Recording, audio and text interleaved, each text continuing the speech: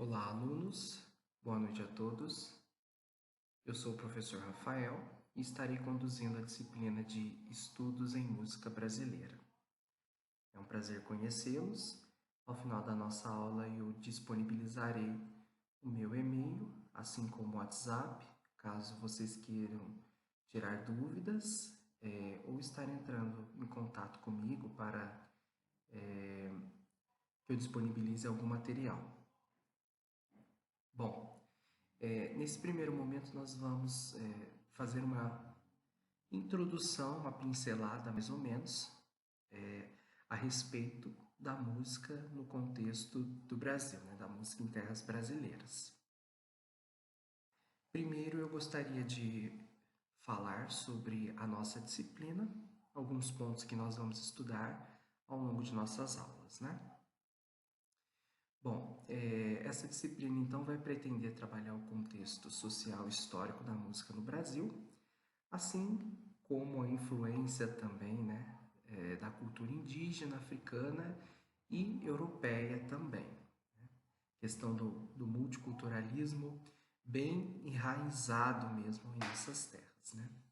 Nós iremos falar também sobre a música no Brasil colonial e estilos e gêneros na música brasileira.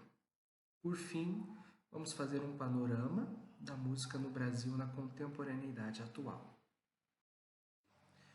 Hoje nós vamos estar introduzindo a música no Brasil no século XVI e século XVII.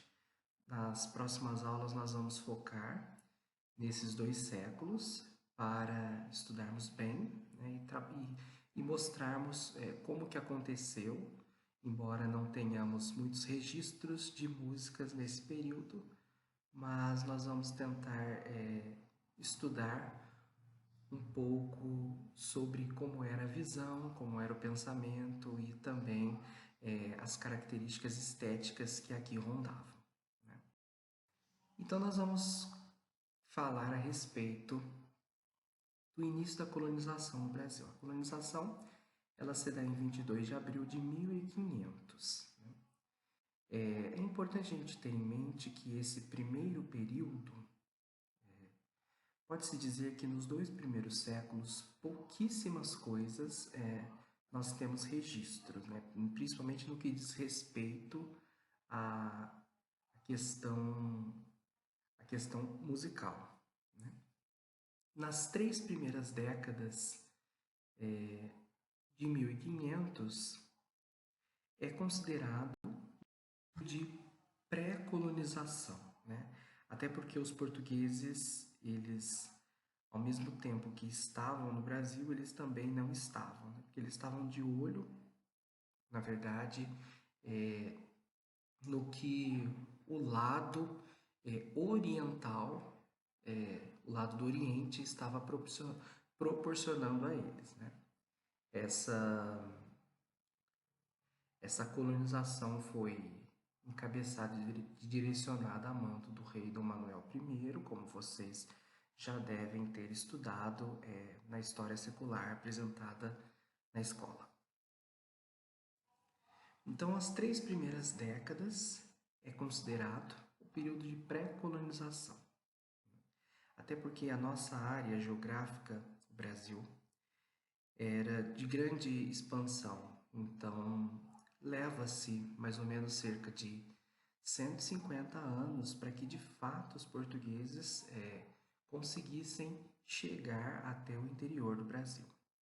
Nesse período, o que eles faziam aqui? Nascia ali a questão do extrativismo, da exploração do pau-brasil e também outras atividades econômicas, como, por exemplo, a produção açucareira, o tabaco, o algodão e a mandioca, que eram atividades que aconteceram no mesmo período, né? Ao contrário do que muitos afirmam, de que foi um período fragmentado, em que primeiro eles exploraram o pau-brasil, depois no segundo momento a produção açucareira. Não. Temos que ter em mente que essas atividades ocorrem no mesmo período, no mesmo cenário. Obviamente é que uma produção ou outra, né, uma atividade ou outra, acaba se sobressaindo. Né? Tudo pensando ali nos mecanismos que visassem de fato a exploração das terras brasileiras. É importante saber que a colonização do Brasil ela começa da costa litorânea e parte para o interior, e isso vai ser chamado por historiadores como processo de interiorização. No século XIX, a mineração se destaca e, logo após, há o início do ciclo do café. Na verdade, a mineração ela começa a ser explorada no século XVII. No século XIX, ela ganha um certo tipo de visibilidade, mas logo ela dá espaço, dando lugar ao ciclo econômico ali do café. Em 1534, foi organizada uma primeira tentativa política de implantação das capitanias hereditárias. Né? As capitanias hereditárias eram os capitões donatários, que eram aqueles homens responsáveis por alguns pedaços de terras, a fim de que eles explorassem a área que era destinada a eles e também povoassem. Né? O que, obviamente, nessa primeira tentativa em 1534, eles não tiveram tanto resultado, né? Resultando apenas na expansão, no crescimento populacional de Recife e São Vicente.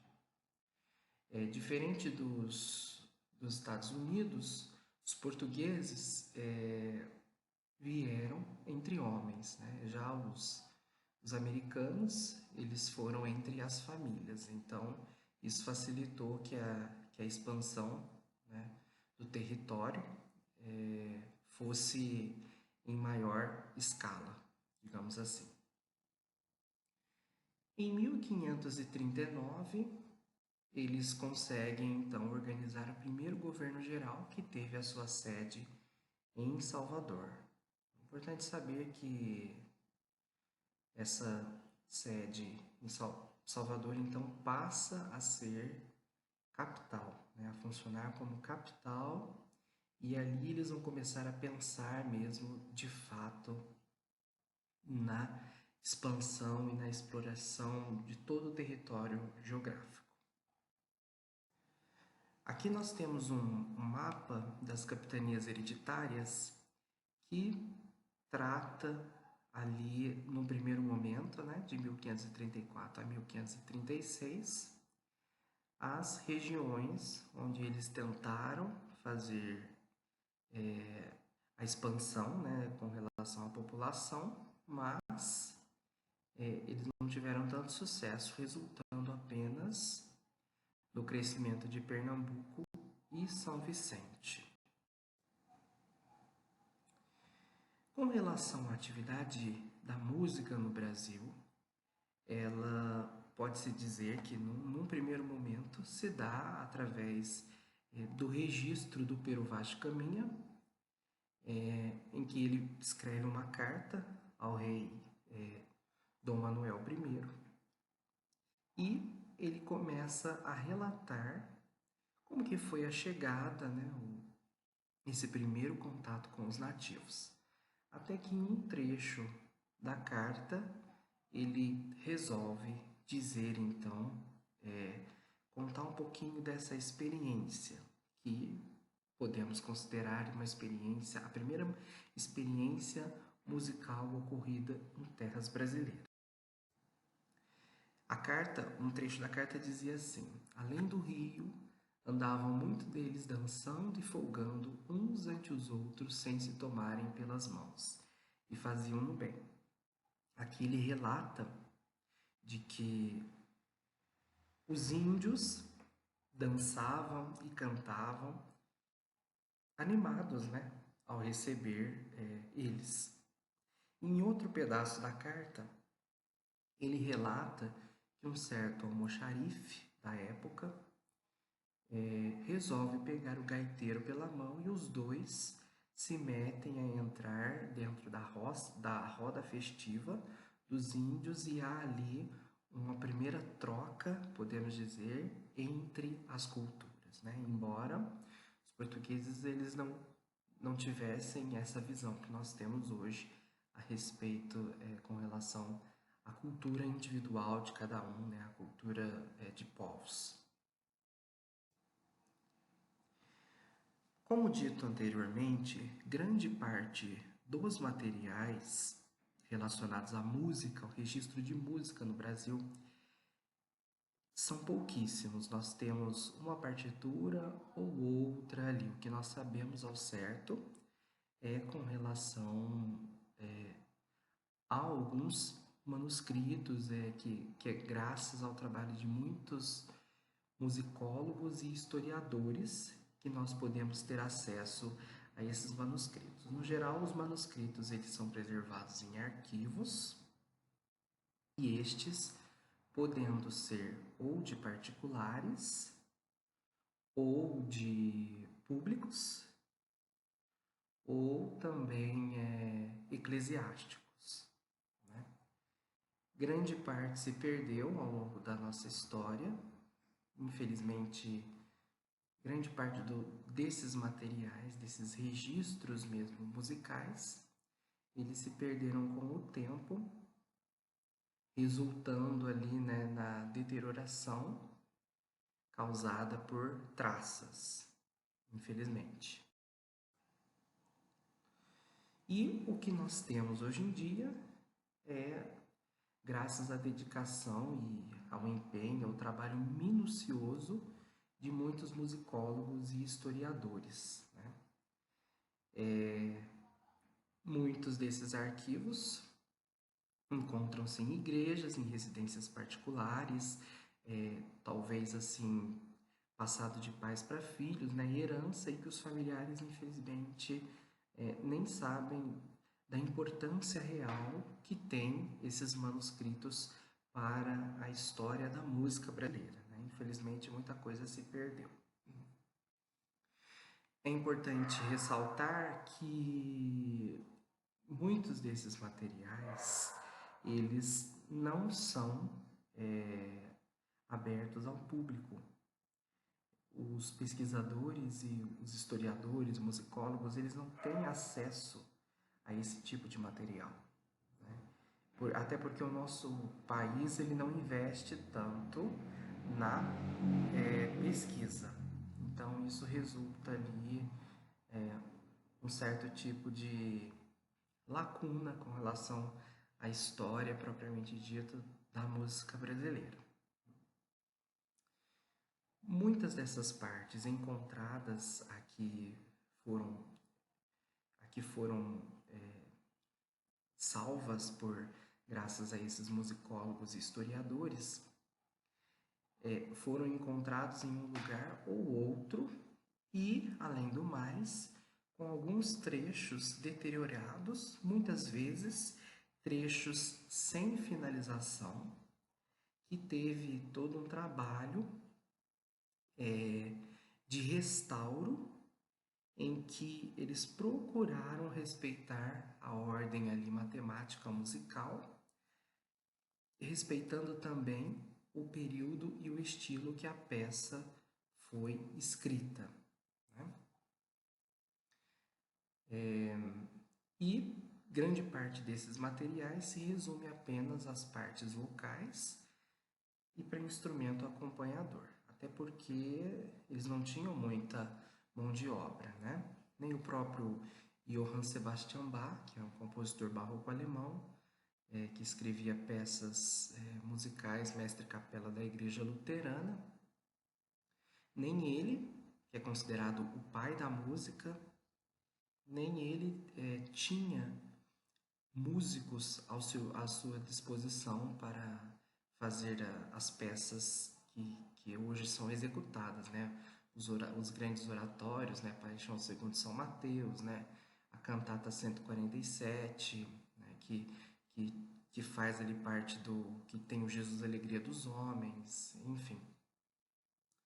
Grande parte desses músicos da época eles acabavam morando em uma cidade ou outra. Então Bach tinha que juntá-los para poder reproduzir as suas obras. E no caso, ele tinha o que nós conhecemos assim como duas sopranos, ou duas contraltos, ou dois tenores, dois baixos, um cello, um violino, uma flauta. Era o que ele tinha para poder fazer música, né? E no Brasil isso também não foi diferente. Não é à toa que grande parte do nosso repertório se resume à voz e instrumento acompanhador. Observem que, conforme a gente está contando estamos dando essa pincelada com relação à linha histórica, à linha mental que nós temos que ter em mente. Num primeiro momento, a primeira atividade musical ocorrida em terras brasileiras foi o contato com os índios. Foi ali a prática indígena que teve uma canção, acabou resultando ali, né, no encontro entre as duas culturas, a cultura europeia, né, e a cultura indígena, através do almoxarife, do gaiteiro, primeiro registro da música em terras brasileiras. O segundo registro se deu através da primeira missa no dia 26 de abril de 1500 também, que era, se não me engano, um domingo de Páscoa, né? Um domingo da ressurreição. Então, todos os índios estáticos, parados, presenciaram ali a primeira celebração, né, eucarística em terras brasileiras, sem entender nada, né? Os portugueses plantaram uma grande cruz no centro, né, simbolizando posse, né, território, marcando o território, e ali há o segundo momento, então, do registro da música em terras brasileiras, sabendo que a missa ela é toda inteiramente cantada. Entre 1560 e 1580 ocorre a chegada dos franceses no Brasil. E aqui nós vamos entender que houve o terceiro momento de atividade musical no Brasil. Primeiro momento, relembrando, recapitulando, tivemos ali a prática indígena. Segundo momento, tivemos a missa, né? E agora nós vamos ter a participação também dos franceses. Os franceses, eles eram calvinistas, eles eram protestantes, e alguns deles, né, vieram fugidos por conta da perseguição religiosa. O calvinismo é uma das ramificações protestantes do protestantismo histórico. O protestantismo foi iniciado por Martinho Lutero na Alemanha, onde ele resolve plantar as 95 teses na porta do Templo de Wittenberg, que eram 95 críticas contra o sistema católico, né, contra as indulgências. E isso, uns 20 anos depois, resulta também numa outra ramificação, que era através de João Calvino, que foi um outro reformador também, né? Que tinha uma linha teológica diferente da de Lutero, né? Se Lutero, a salvação era pelo favor imerecido, né? Pela graça, pela salvação para todos, para João Calvino, a salvação passa a ser pela predestinação, né? Os eleitos, enfim. E aí, muitos desses calvinistas, eles foram conhecidos como Zundeguetes, que eram pessoas que na França tinham uma torre, e eles se refugiavam nessa torre Zundeguetes, né, para prestar ali os seus cultos. Muitos vieram fugidos, mas é importante ressaltar que as terras brasileiras, elas sempre foram muito visadas tanto por holandeses, tanto é que os holandeses, Pouco tempo depois eles vão tomar Recife e Olinda das mãos dos portugueses, né? E vão até construir um forte, né? Para defender. Os fortes eram é, é, monumentos em que eles erguiam justamente para a defesa, né? No sentido de... eram aquelas construções de proteção mesmo de terra, né? Aquelas construções militares. E com isso, então, há uma terceira atividade musical. Por quê? Entre esses franceses que vieram para o Brasil, alguns fugindo da perseguição religiosa, mas também com interesse nas terras brasileiras. Muitos desses franceses também eram nobres, eram pessoas bem-sucedidas. Entre eles, o Jean Delery, que era um missionário também calvinista, estava com eles. E eu sei que na região da Baía de Guanabara, no Rio de Janeiro, por volta de 1560 a 1580, ocorre ali o primeiro culto protestante calvinista, né? Através desses calvinistas franceses. E nesse culto protestante ocorre então a terceira prática musical, onde eles cantam uma melodia do Saltério de Genebra. O Saltério de Genebra foi iniciativa de João Calvino, pai do calvinismo, mas Calvino, como era advogado, não tinha noções musicais. Então ele precisou do contato do Louis Bouchois, do Clemente Maron, se não me engano, acho que é esse o nome, para poder fazer ali as composições melódicas, né?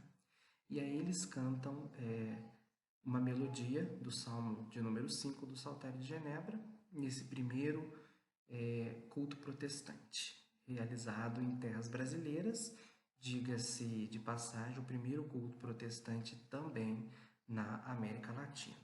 Aqui nós podemos ver 3 momentos de atividades musicais no Brasil: prática indígena, missa católica e também, né, o culto protestante. Bom, se uniram os índios tupinambás, os franceses, um pouco mais tarde, porque os índios tupinambás eles não queriam ser escravizados pelos portugueses. Então, os índios tupinambás acabam se unindo a esses franceses calvinistas que acabaram sendo deixados de lado por um grande líder deles, que eu não me recordo o nome agora, e que o acusou de heresia, né, por conta deles serem protestantes. E aí gerou uma série de massacres desses índios por conta da Confederação de Tamoios. A Confederação de Tamoios foi organizada pelos índios e por esses franceses, e os portugueses, com raiva deles, resolvem então mais tarde, né? Aí é uma série de coisas que acontecem. Eu sei que os índios fazem o rapto do padre José de Anchieta, que era um dos principais exponentes, né? Expoentes da época, assim, né? Principalmente questão política, né? Era um grande líder. E aí eles, numa tentativa de falsificamente, uma tentativa amistosa entre os portugueses e os índios, eles tentam ali dialogar. E na hora que os índios estão voltando embora, há ali um grande massacre em massa que gerou a morte de muitos desses índios, né? Porque eles não queriam ser escravizados. Bom, aí nós vamos passar para a parte de apreciação musical, os momentos de escuta. Eu infelizmente não consegui inserir aqui os áudios para que vocês pudessem fazer a escuta dessas músicas, mas eu vou estar disponibilizando para vocês em áudio, para que assim possam fazê-lo com tranquilidade em suas casas. E também, ao término de cada escuta, é importante que você registre, relate, né, algumas coisas, relate algumas ideias, algo que pude perceber através da escuta, dessa escuta, podemos dizer, passiva. Então, no primeiro momento, com uma apreciação musical, é importante que você faça a escuta com os olhos fechados, né? Focando principalmente, tentando pensar em tudo o que foi dito aqui nessa primeira aula introdutória, e depois faça uma segunda, uma terceira escuta das mesmas peças e comece a registrar as características que o seu ouvido consegue perceber de uma peça e outra, né? Então, eu apresento a vocês ali o Venite a Sospirar em Verde Prado, né? Uma canção anônima, né? Datada do século XVI. Marinícolas, né? Do Códice Peruano, do século XVII, feita por Gregório de Matos Guerra. Esse Gregório de Matos Guerra, ele era uma pessoa bem sátira, bem provocativa. E ele ficou conhecido como Língua de Fogo também, porque entre as suas melodias, entre as suas composições, ele fazia alguns ataques assim leves, né? Então as pessoas apelidaram ele de Língua de Fogo.